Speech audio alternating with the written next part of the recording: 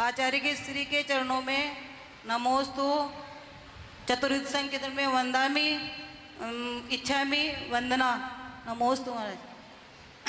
आचार्य श्री, मेरी ये शंका है, मैं कोई क्वेश्चन आंसर भरती हूँ पर मेरे को याद नहीं रहता है, ऐसा कौन सा कर्म का उदय है, क्या करूँ? ओम नमः सिद्धेभ्यः। पंच परमेष्ठी भगवान की, एक हजार आदिनाथ भगवान की, आचार्य श्री विमल शंकर जी महाराज की, आचार्य गुरुदेव सन्मति शंकर जी महाराज की, 3 गाँव में 9 करोड़ मुनि राजों की दुआ तथा जनमनी माता की। अपने दोनों हाथों को आसमान की ऊंचा देते हुए जोरदार जयकार लगाएंगे। जीवनराज श्री दिवस अध्यात्म की जीवन श्री दिव्य तपस्वी अत्मोद्धार कोर्तव मानन समाधि समाचार्य भगवान श्री सुंदर सागर जी महाराज की जय हो।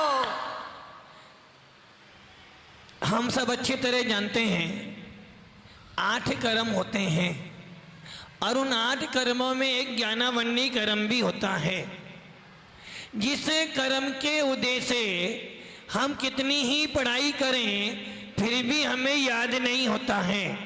इसलिए यदि आप चाहते हो कि आपको याद बना रहे तो आपको निरंतर ज्ञानियों की ज्ञान की विनय करनी चाहिए और अपनी प्रतिदिन भगवान और गुरुओं के सामने अपनी आलोचना करनी चाहिए कि ये भगवान, यदि मैंने कभी किसी ज्ञानी जीव का या ज्ञान का अपमान किया हो तो मुझे क्षमा करना, ताकि आपका ज्ञानावन्नी कर्म का जो उदय है वो बदले और आपका ज्ञान का क्षयोपशम हो और आपको याद होना शुरू हो जाए।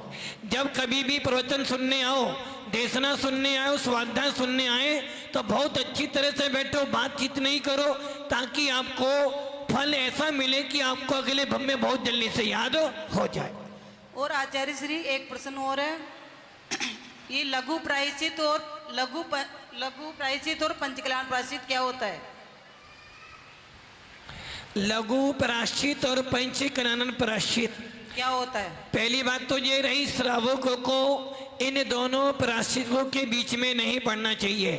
पंचकल्याण प्रायश्चित उनको दिया जाता है जो बहुत बड़ा अपराध कर लेते हैं, ऐसे साधु संतों को वो प्रायश्चित दिया जाता है जिसमें वो पंचकल्याण के उपवास करते हैं और पंचकल्याण की पूरी पूजा करते हैं। लघु प्रायश्चित उसे कहते हैं जब हमसे छोटे मोटे अपराध हो जाते हैं तो उनमें हम साधु परमेष्ठी से अपनी आलोचना करते हैं, फिर आपको वो लघु प्रायश्चित देते हैं। नमोस्तु महाराज। आचार्य भगवान ने हमारे बताया कि ज्ञान की कमी हमारे ज्ञानावरणी कर्म के क्षयोपशम की कमी की वजह से होता है। यदि आप अपने क्षयोपशम को वृद्धिंगत करना चाहते हो तो जितने भी ज्ञानी हैं उनकी आराधना करने से और ज्ञान के उपकरणों की विनय करने से निश्चित तौर पे हमारे ज्ञानावरणी कर्म का क्षयोपशम वृद्धिंगत होगा। आगे बढ़ते हैं।